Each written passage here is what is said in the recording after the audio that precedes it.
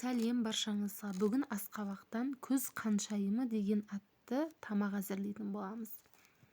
Асқабақтың пайдасы жөнінде айта кететін болсақ, асқабақта дәрумендердің көптігінен болар, оны 1001 ауруға емдеп жатады. Витаминдер чемпионы деп те атайды. Тіпті оның дәні ағзадағы паразиттер мен бактерияларға қарсы күреседі. Бұны шикіде қолданса да болады, бірақ пісіріп жеген өте ыңғайлы. Қатерлі ісіктің алдын алады, вирустарға қарсы, қабынуға қарсы. Асқабақпен тамақтану артық холестерин деңгейін төмендетеді және жүрек бұлшықеттерінің жұмысын жақсартады. Бірақ сахары жоғары адамдар көп жеуге болмайды. Ал енді біз асымызды, күз қаншайымы атты асымызды бастайық. Ең алдымен асқабаққа дөңгелек шеңбер қойып, тегістеп, кесіп, осылайынан қақпағын аламыз. Енді ішіндегі артық нәрселерін, жемейтін нәрселерін алып тастаймыз. Ішінде тазалап, өзектерін бәрін алып, тазалап, сыртында жуып, керек жерін тамағымызға қосып турап жесек болады. Керекті заттарын дайындаймыз. Осылай асқабақ салдым азырақ. Енді 4-5 дана кіші пияздар турадым. Мен бүгін дымлама істемекшімін. Картошкамды демдеп, сіздер қуырдақ істесеңіздер, ол тіпті әдемі көрінеді. Пиязым да дайын. Енді ет, мен жылқының етін қолдандым. Шамамен 300-400 граммдай. Ал картошка шамамен 1 кило, 900 граммдай картошка. Осыны пайдаландым. Міне барлығы дайын. Енді қазанымызға май құйып, астық қыздырып, етімізді салып қуырамыз.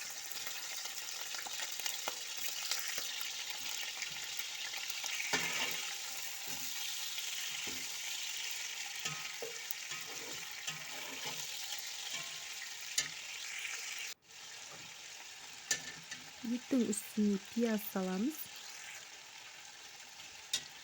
Етіміз сәл жұмсарғанша біраз демдеп қуыратын боламыз. Асқабағымызды да салып жесек болады. Асқабақ өте ерте піседі, кейінірек салсаңыздар да болады.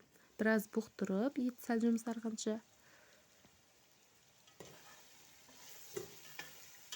Пияздың сөлі шықса, сол етті жұмсартады.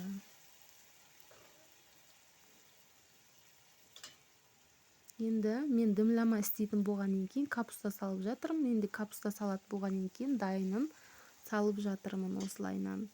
Өз қалауларыңыз қуырдақ істесеңіздер де дәл осы мен рецептімен істесеңіздер, капуста жапсаңыздар болады. Оның үстінен картошка салдым. Картошкамды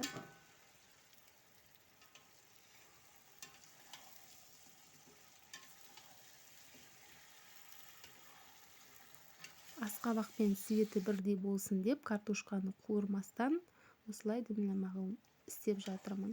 Тұз саламыз дәміне қарай, татымына қарай.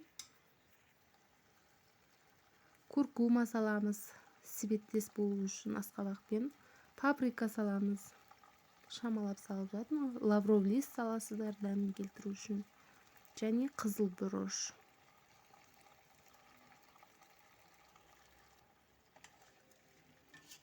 Енді дәмдеуіштерімізді барлығын бір келке қылып араластырамыз.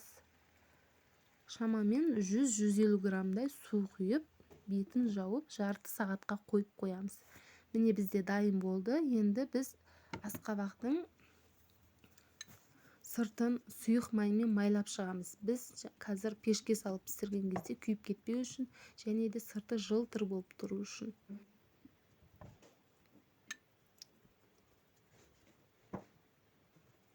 Ішін сары маймен майлап шығамыз. Ал енді ішіне тамағымызды саламыз.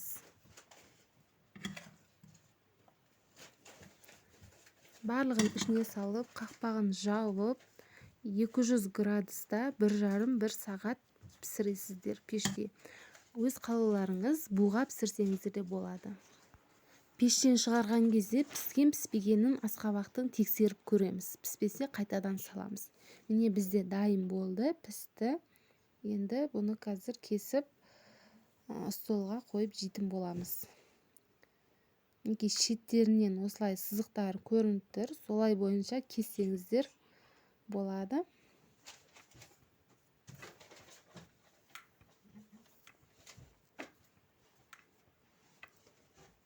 Шетіне қарай түсіріп, гүлдің формасы шығады.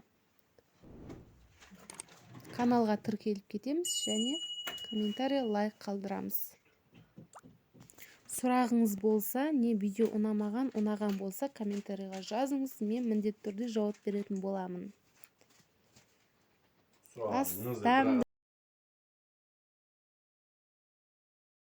Сіздермен болған мен Жансая. Қош сау болыңыздар. Тіркелуді ұмытпаңыздар.